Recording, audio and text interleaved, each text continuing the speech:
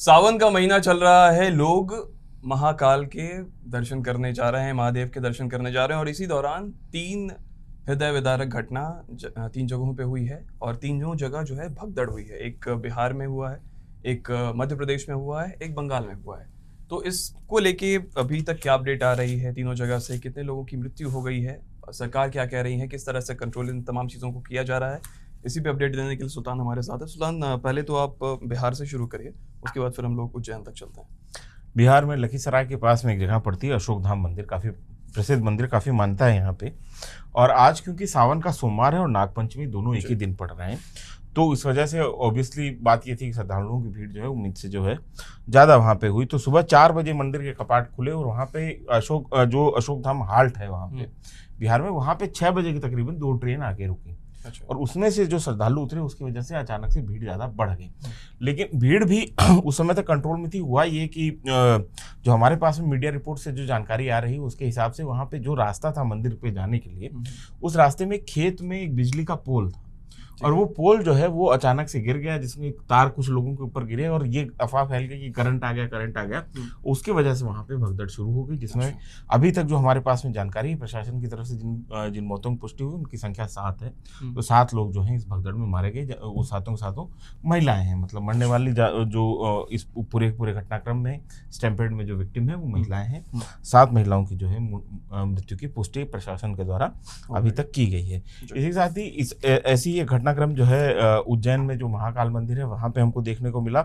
यहाँ महाकाल मंदिर में नागचंद्रेश्वर मंदिर है जो कि सिर्फ नागपंचमी के दिन ही खुलता है। तो आप सोचिए, सोमवार और नागपंचमी और उस दिन जो है बहुत ज़्यादा भीड़। प्रशासन का कहना है कि 5.5 लाख लोग जो है सुबह से अब तक मंदिर के दर्शन करके जा चुके हैं।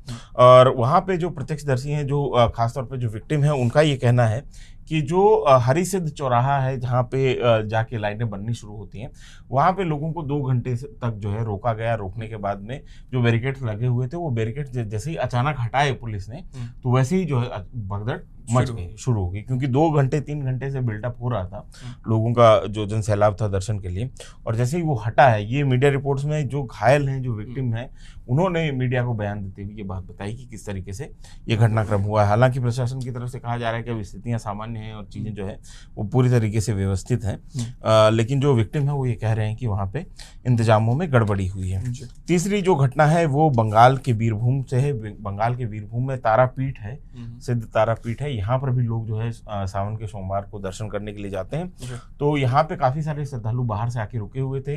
बीरभूम में एक होटल है इसी तारापीठ के पास, मंदिर के पास में ही, और यहाँ पे रिसेप्शन से जो है एसी में शॉर्ट सर्किट होने की वजह से आग लग जाती है और 7 लोगों की मौत यहाँ पर भी हो जाती है। सूरज, यहाँ पे बड़ी बात जो है समझने वाली वो ये है कि दरअसल आम नागरिकों की जो ज़िंदगी है, आम सिविलियंस की जो ज़िंदगी है, उनको किस तरीके से सरकार जो है या उनकी इंतजामी की वजह से, सरकार की इंतजामी की वजह से, पुलिस प्रशासन की इंतजामी की वजह से उन लोगों को अपनी ज़िंदगी से हाथ धोना पड़ रहा है।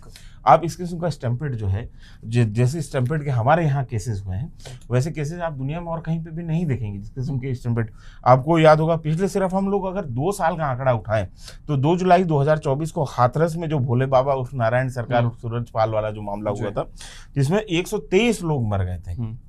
मैं ये घटना जो है वो मैं खुद कवर करने गया था। उस समय मैं दैनिक भास्कर में काम करता था और वो मतलब हाईवे से खेत इस तरीके से बना हुआ था, कोई वहाँ पे व्यवस्था नहीं थी, क्योंकि व्यवस्था जो है इनके वॉलंटियर करते थे और वो जो वॉलंटियर हैं वो इनके भक्त हैं और उनके पास में किसी भी तरीके से जो क्राउड कंट्रोल की ट्रेनिंग नहीं है। पुलिस फोर्स वहाँ पे मिनिमल थी और उसमें जो है 123 लोग, जो सबसे बड़ी घटना पिछले 2 साल में जिसमें सबसे ज़्यादा लोग मारे गए हैं। 12 अगस्त 2024 को जहानाबाद, आपके बिहार में ही बाबा सिद्धेश्वर मंदिर है, वहाँ पे 7 लोग जो हैं वो स्टैम्पेड में मारे गए इसी सावन के समय में।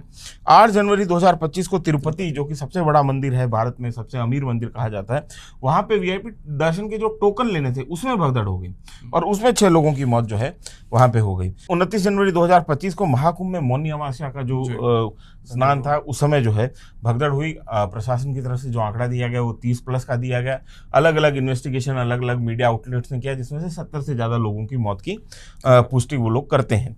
तो वहाँ पर भी जो है हमने ये देखा, महाकुंभ में भी हुआ। 25 फरवरी 2025 को दिल्ली के नई दिल्ली स्टेशन, देश की राजधानी के जो रेलवे स्टेशन है, वहाँ पर लोग जा रहे थे कुंभ में स्नान के लिए शामिल होने के लिए, और वहाँ पर जो है भगदड़ हुई और 18 लोग वहाँ पर भी मर गए। मतलब आप ये समझिए कि रिपीटेटिव जो है इंसिडेंट हो रहे हैं कि महाकुंभ में मौनी अमावस्या पर जो स्नान हुआ उसमें लोगों की भगदड़ में मौत हो गई, फिर उसी महाकुंभ में जाने के लिए लोग जो है तैयार हो रहे हैं तो रेलवे स्टेशन पर आपसे जो है क्राउड मैनेजमेंट नहीं हो रहा है, वहां पर भी लोगों की मौत हो गई।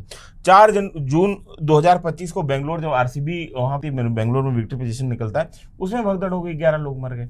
इसी तरीके से 27 जुलाई 2025 को मनसा देवी मंदिर में यही अफवाह फैली थी इसी तरीके की, बिजली का तार गिर गया और जो है करंट फैल गया चार इलाके में, उससे भगदड़ मची, वहां पर 6 लोग मर गए। और अब जो है बाराबंकी में इसके बाद अगले ही दिन 27 जुलाई 2025 की यह घटना है।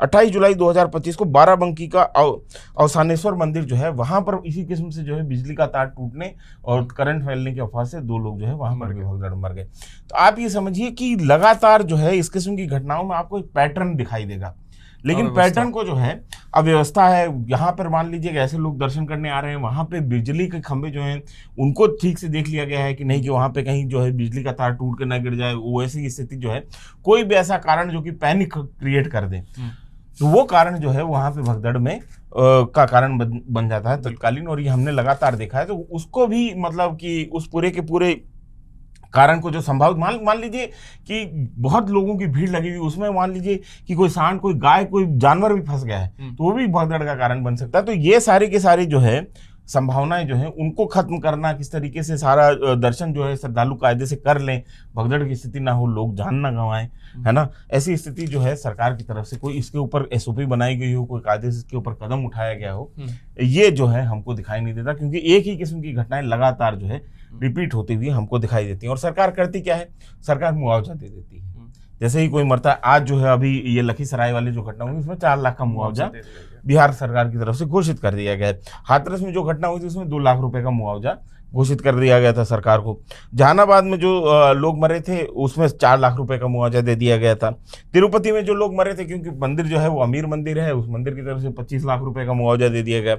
जनवरी में महाकुंभ में जो भगदड़ में लोग मरे, क्योंकि वो पॉलिटिकल मुद्दा बन रहा था, उसमें 25 लाख सरकार की तरफ से दे दिए गए। 15 फरवरी को जो दिल्ली में मरे लोग यहाँ पे रेलवे स्टेशन में भगदड़ में, उनको 10 लाख रुपए का मुआवजा दे दिया गया।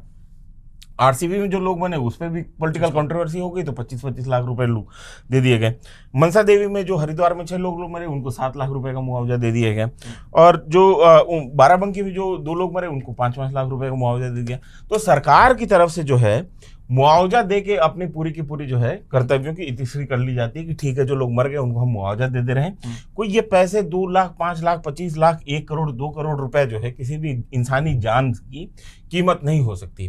कहीं पर भी ये प्रेसिडेंट नहीं सेट किया जाता है कि जिस अधिकारी की वहां जिम्मेदारी थी, जो वहां पे जिम्मेदार लोग थे, उनकी जिम्मेदारी तय होती, अकाउंटेबिलिटी तय होती और उनको अपनी नौकरी में एक्शन फेस करना पड़ता, उनका टर्मिनेशन होता, सस्पेंशन होता, उनको सजा होती, उनके ऊपर बाकायदा मुकदमे चलते। तो ये एक तरीके से नजीर पेश होती लोगों के सामने कि ठीक है कि मतलब अगर आप ऐसी घटना करते हैं, आप अगर इतनी गैर जिम्मेदारी से अपना काम करते हैं, तो आपको जो है कहीं पे भी आपको अपने किए का रिपरकशन या कॉन्सिक्वेंसेस जो है वो भुगतने पड़ेंगे। लेकिन होता क्या है कि जो सरकारी कर्मचारी हैं वो अपने आप को समझते हैं कि हम अफसर हिंद हैं, हमारा कोई कुछ बिगाड़ नहीं सकता, क्या होगा, डिपार्टमेंटल इंक्वायरी हो जाएगी, 6 महीने के लिए सस्पेंड कर दिया जाऊंगा, उससे ज़्यादा तो कुछ नहीं हो सकता ना, कोई नौकरी नहीं छीन सकता मेरी।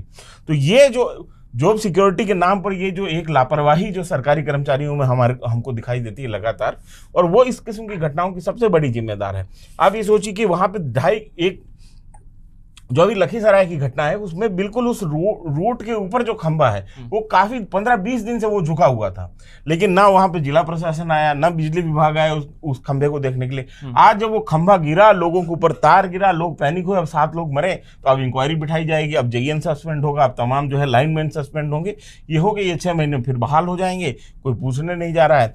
तो इनको जो है ये अकाउंटेबिलिटी वो तय नहीं हो रही है, और ये अकाउंटेबिलिटी जब तक तय नहीं होगी, जब तक लोग जो है टर्मिनेट नहीं होंगे अपनी सर्विसेज से, जब तक उनको मुकदमे नहीं झेलने पड़ेंगे, जब तक उनको जो अपने किए की सजा नहीं होगी, अकाउंटेबिलिटी तब तक तय नहीं हो सकती है।